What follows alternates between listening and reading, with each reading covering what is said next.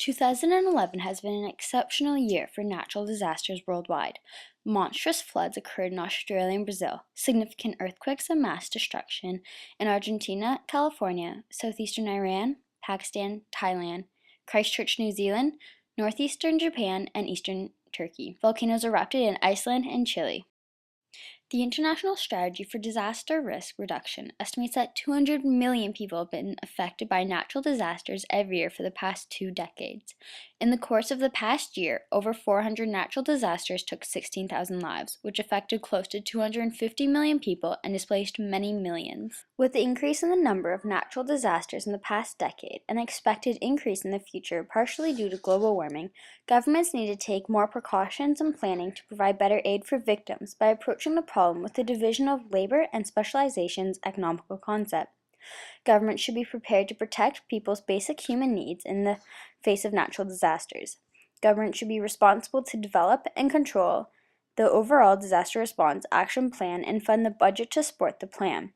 They should coordinate the plan with each of the various individual, local, and international organizations involved, both public and private, so that the needed resources are available and the efforts are not duplicated.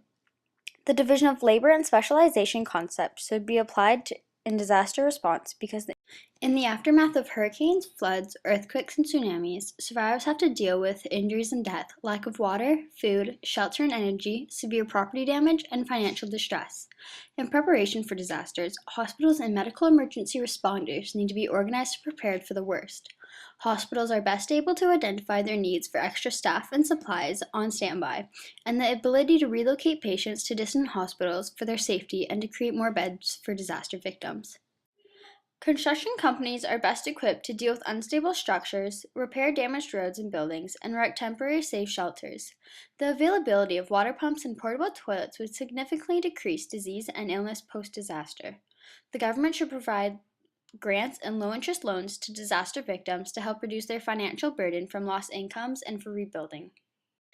In schools and communities, the government should ensure that people are aware of what dangers of natural disasters are, how public notifications will be made, and how to respond if a disaster occurs. By applying the division of labor and specialization's economical concept when disasters occur, large, complex projects will become reduced into smaller, specialized components which will produce the most effective response at the lowest cost.